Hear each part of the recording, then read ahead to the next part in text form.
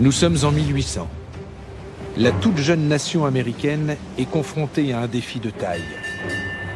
Elle est menacée par un ennemi qui donne du fil à retordre à l'Occident depuis plusieurs siècles. Des corsaires musulmans appelés barbaresques.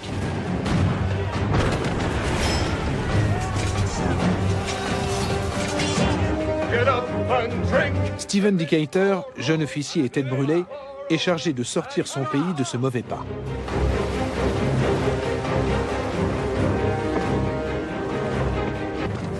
Stephen Decatur se familiarise avec cette culture qui défie son imagination. Il utilisera ses connaissances pour rendre les mers plus sûres.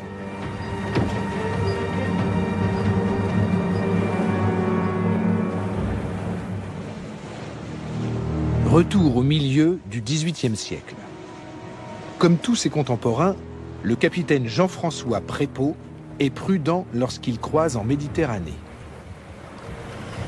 Cette frégate dans la brume est-elle un navire français? Ou appartient-elle à des corsaires musulmans? Prépeau hésite et perd un temps précieux. Les corsaires en profitent pour donner l'assaut. Allez, dépêchez-vous, il faut faire vite maintenant. Ils se font passer pour un navire marchand français et, comme c'est souvent le cas, les chrétiens se laissent abuser. On ne leur échappera pas. Il est trop tard pour fuir, mais Jean-François Prépeau et ses hommes se battent jusqu'au bout. C'est la mort ou l'esclavage qui les attend.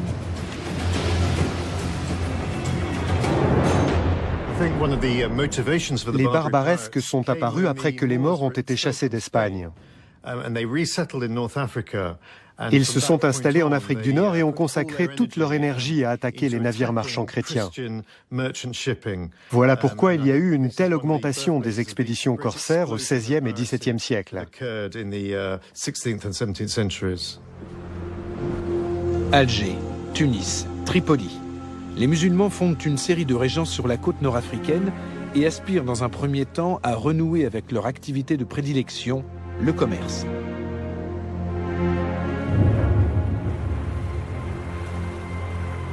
Mais cela s'avère difficile. Les Européens ont de cuisants souvenirs de leurs affrontements avec les musulmans en Espagne.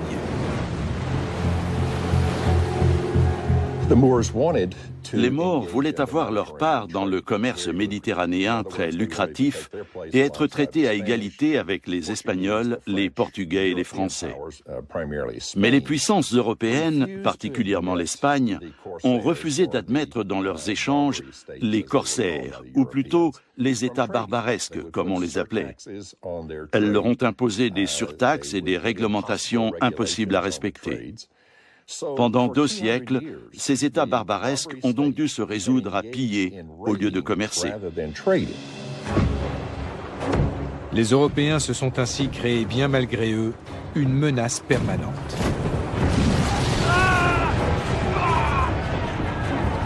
C'est contre ces corsaires que Jean-François Prépeau et son équipage doivent à présent se battre. Sachant qu'il n'y aura pas de quartier, ils sont prêts à vendre chèrement leur peau.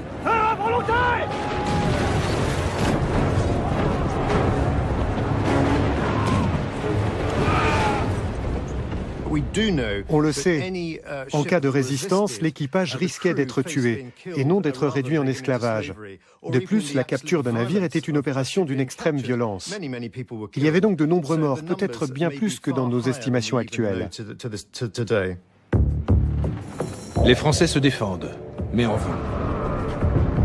Les barbaresques passent à l'abordage.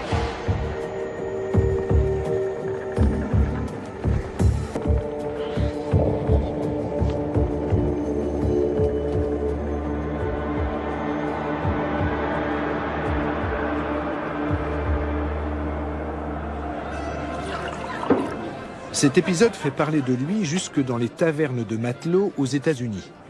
Grâce aux bonnes relations entre la France et Alger, on dit que le capitaine Prépeau aurait bénéficié d'un traitement plus clément. Servez-nous de votre Bien sûr, oui. Merci. On n'a jamais vu ça. Certes, le capitaine n'a finalement pas été condamné au gibet, mais au lieu de ça, il a reçu 25 coups de bâton. Seulement, il n'a pas eu de chance, le bougre. Les coups étaient si vigoureux que Prépeau est mort 2 jours plus tard. Barbare. Espèce de misérable marin. La seule chose qu'il sache faire, c'est aborder les navires. S'ils arrivent sur votre pont, il n'y a plus aucun espoir. Le premier qui embarque sur un navire a le privilège de se choisir un esclave parmi les membres d'équipage. Bon sang. Ce ne sont pas des façons de faire. C'est scandaleux. Stephen Decatur aimerait mettre fin à ce climat de menace. En effet, les États-Unis sont en train de développer leur commerce maritime et les corsaires musulmans entravent sérieusement les échanges de marchandises. Et nul n'a encore réussi à les arrêter. Stephen Decatur y parviendra-t-il? Stephen Jr. was a sickly lad. Stephen était un enfant maladif. À 8 ou 9 ans, il a eu un grave accès de coqueluche. En guise de remède, on recommandait à l'époque l'air du large. Son père, qui était un marin, a donc décidé de l'emmener avec lui dans une traversée de l'Atlantique, pensant que ce serait bon pour les poumons et la santé de son fils. Stephen a ainsi effectué très jeune son premier voyage à l'étranger et il y a pris goût. Les États-Unis, une fédération de 13 anciennes colonies sur la côte est d'un continent gigantesque, sont un pays insignifiant lorsque la Grande-Bretagne reconnaît leur indépendance en 1783 au terme d'une guerre longue et meurtrière. Les Américains ont perdu la protection de la puissante flotte britannique et leurs vaisseaux sont la proie des corsaires.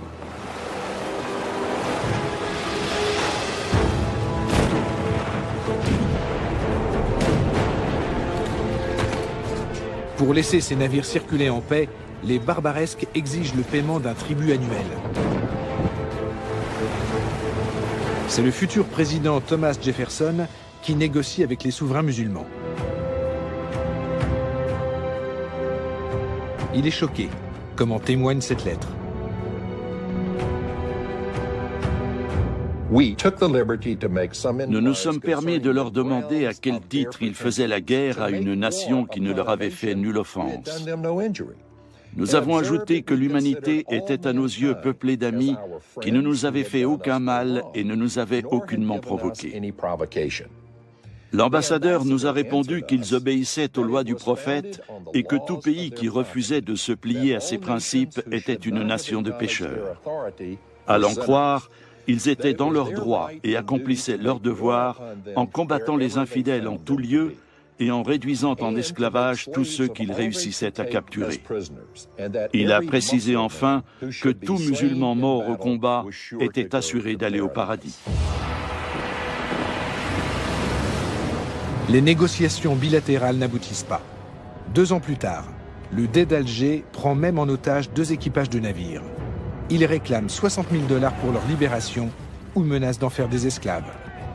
Rapporté au budget actuel des États-Unis, cette somme représenterait aujourd'hui plus de 60 milliards de dollars.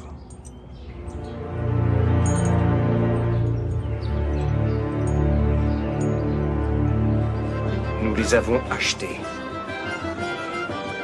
L'Amérique a conclu avec Alger un traité de paix. Un tribut de plusieurs millions de dollars qu'on leur verse, chaque année. Une somme de l'ordre de 20% des recettes de l'État. Il y a longtemps qu'on aurait dû investir cet argent dans des forces de frappe militaires puissantes. C'est bien vrai, ça. 20%, rendez-vous compte. On aurait pu régner sur les océans. De nos jours, il paraîtrait invraisemblable que les États-Unis se laissent dicter ainsi leur conduite. Mais même pour la jeune République, l'humiliation est cuisante. Les corsaires ont poursuivi leurs activités. Or, les États-Unis ne disposaient ni d'une marine militaire, ni d'une stratégie pour s'attaquer aux barbaresques. Pendant leurs 20 premières années d'existence, ils ont dû réfléchir à un plan d'action.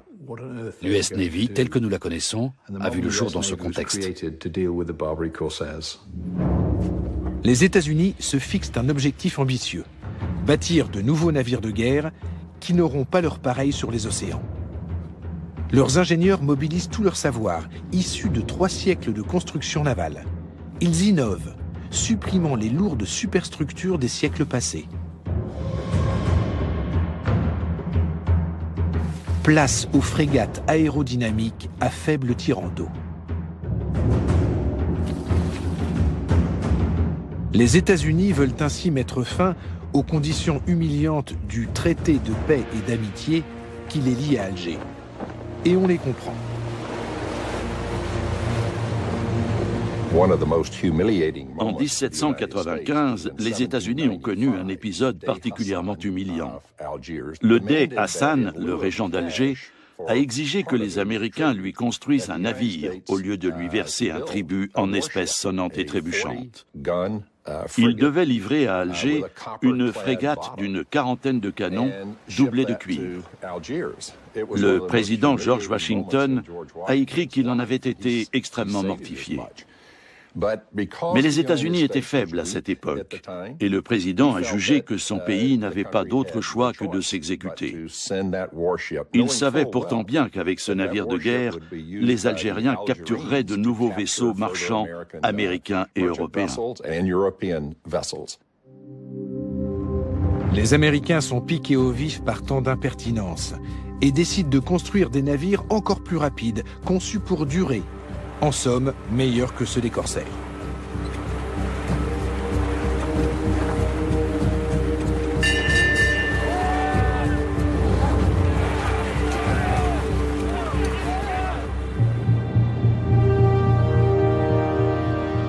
L'un d'eux est encore amarré aujourd'hui dans le port de Boston, sur la côte nord-est des États-Unis.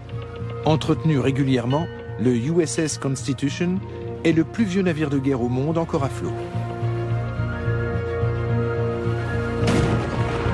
Voilà plus de 2 siècles qu'il navigue avec un équipage de la marine américaine.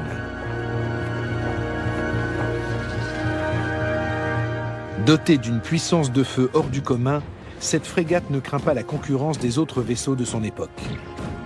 Au début du XIXe siècle, ses homologues britanniques et françaises sont équipés d'une trentaine de petits canons, mais le USS Constitution peut en emporter jusqu'à 2 fois plus, d'un calibre supérieur.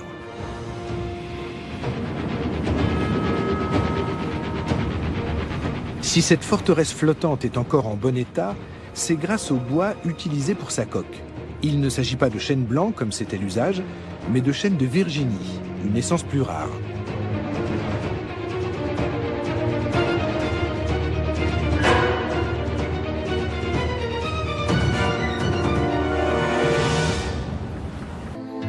Il confère à la structure du navire une solidité exceptionnelle. Malheureusement, le chêne de Virginie est une variété rare, qui ne pousse que dans quelques régions d'Amérique centrale et dans le sud-est des États-Unis. La construction du USS Constitution a nécessité à elle seule l'abattage de 2000 arbres. Des étrangers accostaient souvent sur des zones sauvages de nos côtes et abattaient en toute illégalité quelques chênes de Virginie pour construire des navires en Europe.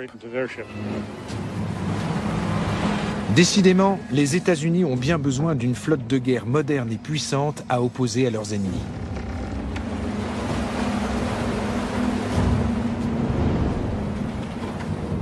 En 1801, le pacha de Tripoli pose un ultimatum.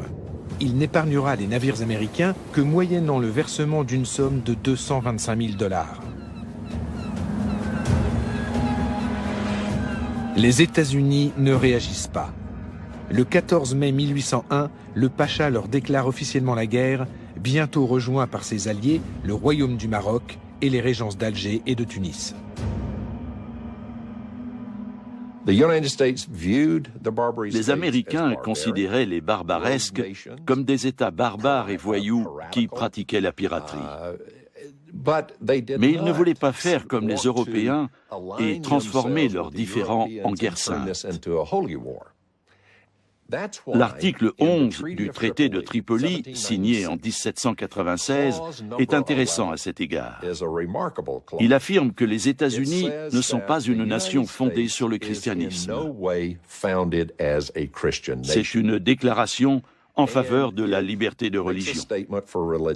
Cette disposition a été introduite pour affirmer « Ceci n'est pas une guerre sainte. Nous ne sommes pas des Européens repartis pour une nouvelle croisade. Ce n'est pas notre but. » C'est Thomas Jefferson qui est à présent président des États-Unis. Il a besoin de l'accord du Congrès pour répondre à la déclaration de guerre. Après une valse hésitation, les parlementaires acceptent le principe d'une intervention. Une escadre de navires de guerre flambant neufs doit infliger une correction mémorable aux corsaires. Les Américains n'avaient aucun problème à s'allier à des musulmans contre d'autres musulmans, ou à des chrétiens contre d'autres chrétiens. Pour eux, ce n'était pas une question religieuse, mais économique. Il y avait de profondes divisions dans la classe politique américaine entre les fédéralistes qui voulaient préserver le commerce extérieur et les républicains démocrates qui plaidaient pour un repli sur le continent et ne tenaient pas à développer le commerce. Ces guerres ont révélé cette fracture importante. On va remettre les pendules à l'heure. Stephen Decatur a rapidement gravi les échelons de la marine américaine pour accéder au grade de lieutenant. Comme des centaines d'hommes, il va connaître son baptême du feu en Méditerranée. Avant le départ, on fête les héros. Je suis content de servir l'honneur national. Le jeune officier, qui aime boire et en découdre, brûle d'envie de faire ses preuves.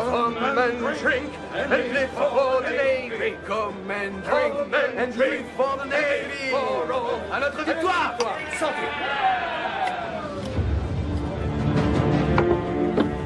Le matin du 2 juin 1801, 4 super frégates mettent le cap sur la Méditerranée. Le vaisseau amiral de la US Navy, le USS Constitution, les rejoindra plus tard en renfort.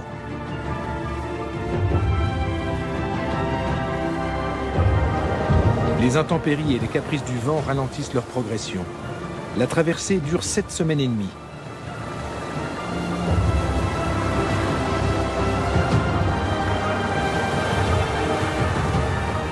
Stephen Decatur met à profit les longues heures de désœuvrement. Il étudie de près les cartes maritimes les plus récentes et lit de nombreux ouvrages sur les corsaires musulmans. Merci. Vous pouvez vous retirer. Il veut en apprendre le plus possible sur les ennemis de son pays. Comment font-ils pour semer la terreur depuis plus de 3 siècles dans la Méditerranée et l'Atlantique? Stephen Decatur découvre la richesse et le raffinement de la culture islamique. Il comprend que ses adversaires n'ont rien de barbare primitif, mais savent adapter leurs tactiques et optimiser leurs alliances.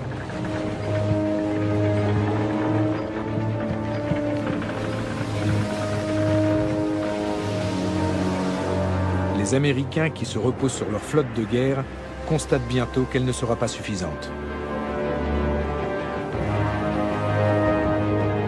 Pendant des mois, leur escadre assiège la baie de Tripoli pour affamer l'ennemi. Mais les corsaires effectuent régulièrement des percées pour ravitailler les habitants de la ville. Thomas Jefferson s'impatiente. Il envoie des renforts supplémentaires en Méditerranée, notamment le USS Constitution. Un geste fort. Le USS Constitution était un navire de guerre auréolé de ses succès. Mais il était aussi le symbole de la détermination des États-Unis à protéger leur liberté et leur indépendance. Il faut alors un équipage de près de 500 hommes pour préparer la frégate au combat et la maintenir en condition opérationnelle. L'ennemi est convaincu que sa coque est impénétrable.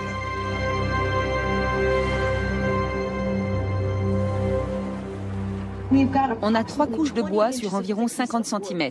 Chêne blanc, chêne de Virginie et chêne blanc. 3 couches épaisses et robustes. Edward Preble commande le USS Constitution et l'ensemble de l'escadre américaine. Ces navires à faible tirant d'eau peuvent manœuvrer près des côtes. Mais la baie est parsemée de hauts fonds très dangereux et soudain, l'une des frégates est bloquée.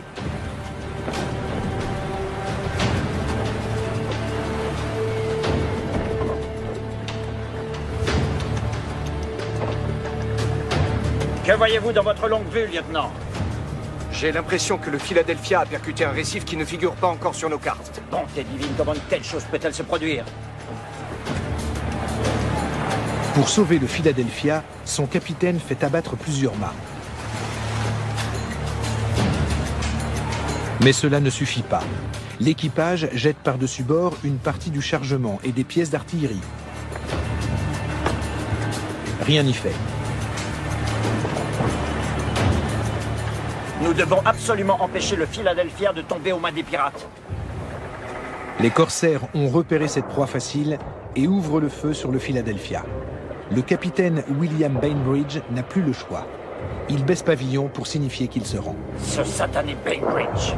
Deux hypothèses. Soit c'est un lâche, soit c'est un traître abject. Ou bien il est simplement idiot.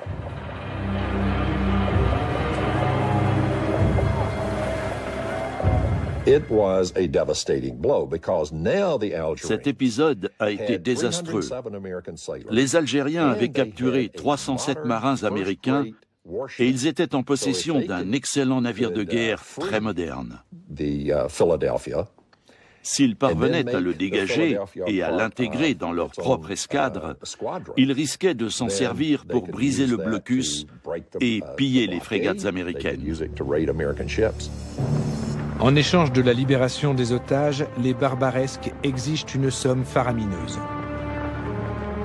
L'épisode nuit à l'image de Thomas Jefferson et compromet sa réélection. Pour couronner le tout, les corsaires repêchent les canons du Philadelphia et remettent ce dernier à flot. Les États-Unis sont humiliés.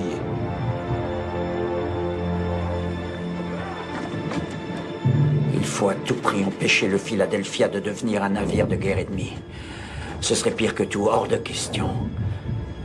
Peu importe ce que ça nous coûte, quand bien même, il ne resterait qu'une seule solution, détruire notre navire de l'autre côté des lignes ennemies. Comment est-ce possible? La frégate est surveillée de près. Secrètement, par voie diplomatique, William Bainbridge transmet à Preble des informations précises sur les forces ennemies et leur artillerie. Écoutez, messieurs, l'heure est venue. Dites aux hommes de se mettre en position et appareiller l'Intrépide. Officier. À vos ordres, comptez sur moi. Une dernière chose. Envoyez-moi tout de suite ce jeune lieutenant impertinent. Il savait qu'il fallait confier cette mission à Stephen Decatur, ce jeune lieutenant intrépide. Et Decatur a immédiatement accepté. Il voulait cette mission. Vous avez demandé à me voir? J'ai toute confiance en votre intrépidité et en votre esprit d'initiative, lieutenant. Vous avez un nouvel ordre de mission. Vous allez vous rendre par le chemin le plus rapide à Tripoli. Sur place, vous profiterez de la nuit pour entrer dans le port. Vous aborderez le Philadelphia et vous y mettrez le feu.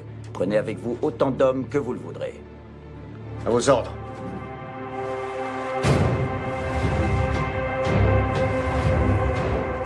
Pour cette mission suicidaire, 75 soldats, parmi les meilleurs éléments de la marine, se portent volontaires.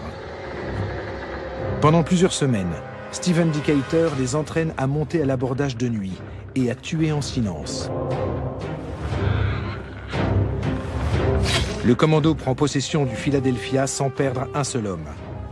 Un chargement de bombes doit envoyer le bateau par le fond. Stephen Decatur reste à bord le plus longtemps possible pour savourer le spectacle.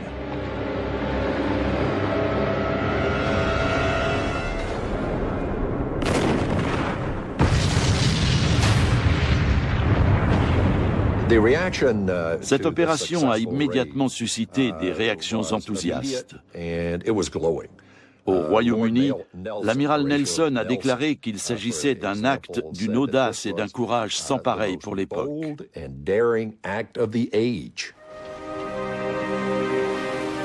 Grâce à ce coup de force, Stephen Decatur devient célèbre du jour au lendemain. Il est promu capitaine, ce qui fait de lui le plus jeune officier de la marine américaine à accéder à ce grade.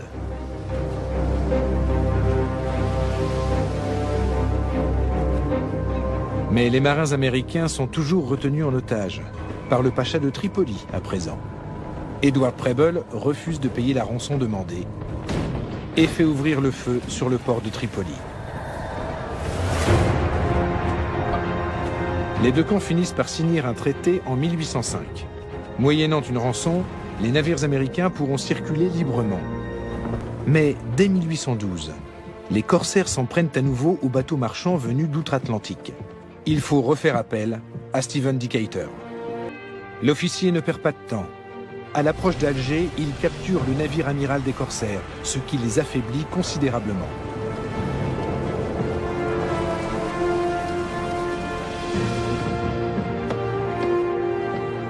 Puis il positionne ses frégates et menace de réduire la ville en cendres si le souverain ne capitule pas.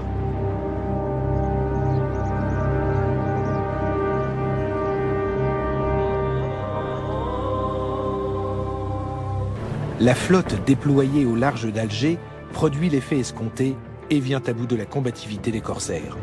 Sans aller à l'affrontement, Stephen Decatur est en mesure de dicter ses conditions à l'ennemi.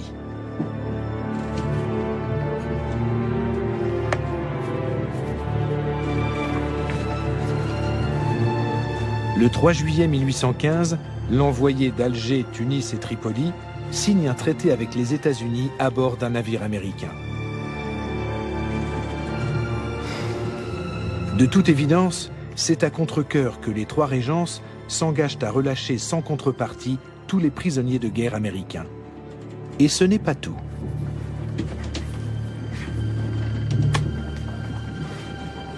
Elles doivent aussi payer des réparations de guerre, renoncer à percevoir un tribut des États-Unis et à capturer leurs navires.